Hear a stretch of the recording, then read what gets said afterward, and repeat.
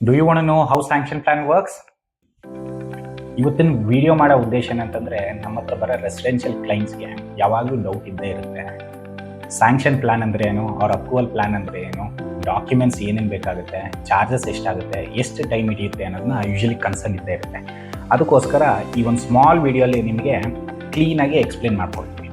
First of all, sanction or approval plan ಅಂತಂದರೆ local authority, panchayat ಇರ್ಬೋದು, B D A ಆಗಲಿ, B B M P ಆಗಲಿ, ಒಂದು approval ಕೊಡೋ ಅಂಥದ್ದು. ನಿಮ್ಮ ಬಿಲ್ಡಿಂಗು ಇಷ್ಟು ಕಟ್ಟಡ ಕಟ್ಬೋದು, ಇಷ್ಟು ಏರಿಯಾ ಕಟ್ಬೋದು, ಇಷ್ಟು ಸೆಟ್ ಬ್ಯಾಕ್ ಬಿಡಬೇಕು ಅಂತ ಒಂದು ನಾರ್ಮ್ಸ್ ಮಾಡಿ ಒಂದು ಅಪ್ರೂವಲ್ ಕೊಡೋ ಅಂಥದ್ದು. ಅದಕ್ಕೆ ಫಸ್ಟು. ಸೆಕೆಂಡು, ಇದಕ್ಕೆ ಡಾಕ್ಯುಮೆಂಟ್ಸ್ ಏನೇನು ಬೇಕಾಗುತ್ತೆ ಅಂತಂದರೆ, first sale deed, mother deed, tax paid ಅಂದರೆ ಲೇಟೆಸ್ಟ್ ಟ್ಯಾಕ್ಸ್ ಪೇಡ್ ಬೇಕಾಗುತ್ತೆ, ಖಾತಾ ಕಂದಾಯ ಮತ್ತು ಎಕ್ಸ್ಟ್ರಾಕ್ಟು ಮತ್ತು ಸರ್ಟಿಫಿಕೇಟ್ ಬೇಕಾಗುತ್ತೆ. ನೆಕ್ಸ್ಟು 13 ಇಯರ್ಸ್ EC ಬೇಕಾಗುತ್ತೆ, ಆಧಾರ್ ಕಾರ್ಡ್ ಒಂದು ಬೇಕಾಗುತ್ತೆ, ಮತ್ತು ಪ್ಯಾನ್ ಕಾರ್ಡ್.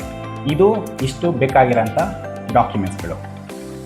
ಇವಿಷ್ಟು ಡಾಕ್ಯುಮೆಂಟ್ಸ್ ರೆಡಿ ಆದಮೇಲೆ ಗೌರ್ಮೆಂಟ್ ಅಪ್ಲಿಕೇಶನಲ್ಲಿ ನಿಮಗೆ ಇಂಟಿಮೇಟಿ ಬಾಂಡ್ ಒಂದು, ಮತ್ತು ಓನರ್ಸ್ ಅಫಿಡವಿಟ್ ಒಂದು, ಮತ್ತು ಅನ್ನೆಕ್ಸ್ಚರ್ ಒಂದು. ಈ 3 ಅಪ್ಲಿಕೇಶನ್ಗೆ ಲ್ಯಾಂಡ್ ಸಿಗ್ನೇಚರ್ ಮಾಡಿ along with bylaw plans. Bylaw plan ಏನಂತಂದರೆ, ಗೌರ್ಮೆಂಟ್ ನಾರ್ಮ್ಸ್ ಪ್ರಕಾರ ಇಷ್ಟು ಸೆಟ್ ಬ್ಯಾಕ್ ಬಿಡಬೇಕು, ಇಷ್ಟು ಮೀಟರ್ ಹೈಟ್ ಬಿಲ್ಡಿಂಗ್ ಕಟ್ತೀನಿ, ಇಷ್ಟು ಕಿಚನ್ ಬರುತ್ತೆ ಅಂತ ನಾವೊಂದು ಪ್ಲ್ಯಾನ್ ರೆಡಿ ಮಾಡಿ ಗೌರ್ಮೆಂಟ್ಗೆ ನಾವು ಆನ್ಲೈನ್ ಪೋರ್ಟಲಲ್ಲಿ ಅಪ್ಲೋಡ್ ಮಾಡ್ತೀನಿ.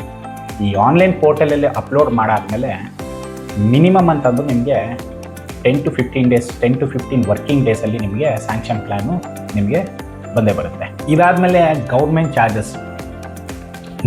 ಚಾರ್ಜಸ್ ಎಷ್ಟು ಬರ್ಬೋದು ಅಂತಂದರೆ, ನಿಮಗೆ ಎಕ್ಸಾಕ್ಟಾಗಿ ನಾನು ಇಷ್ಟೇ ಬರುತ್ತೆ, ಇಷ್ಟು ನಂಬರ್ಸಲ್ಲಿ ಇಲ್ಲ ಅಂದರೆ ಇಷ್ಟು ಪರ್ಸೆಂಟೇಜಲ್ಲಿ ಹೇಳೋಕ್ಕಾಗಲ್ಲ. ಏನಕ್ಕೆ ಅಂತಂದರೆ, ಈ ಗೌರ್ಮೆಂಟ್ ಚಾರ್ಜಸ್ ಅನ್ನೋದು based on guidelines sanction plan authority like BDA, BBMP ಇಲ್ಲಾಂದರೆ ಪಂಚಾಯತು, ಇದ್ರ ಮೇಲೆ ಡಿಸೈಡ್ ಆಗುತ್ತೆ ಗೌರ್ಮೆಂಟ್ ಚಾರ್ಜಸ್ ಎಷ್ಟು ಬರುತ್ತೆ ಅಂತ. ಆನ್ ಆನ್ ಆವ್ರೇಜ್ ಒಂದು 30-40 ಆದರೆ ನಿಮಗೆ 80 to 1,20,000 DD ಚಾರ್ಜಸ್ ಬರುತ್ತೆ. ನಿಮಗೆ ಒಂದು 40-60 ಆದರೆ ನಿಮಗೆ 2,60,000 ಒಂದು 3 lakhs ನಿಮಗೆ ಗೌರ್ಮೆಂಟ್ DD ಚಾರ್ಜಸ್ ಬರುತ್ತೆ. ಇದಾದ್ಮೇಲೆ ನೆಕ್ಸ್ಟು ನಿಮ್ಗೆ ಆಫೀಸರ್ ಚಾರ್ಜಸ್ ಅನ್ನೋದಿರುತ್ತೆ.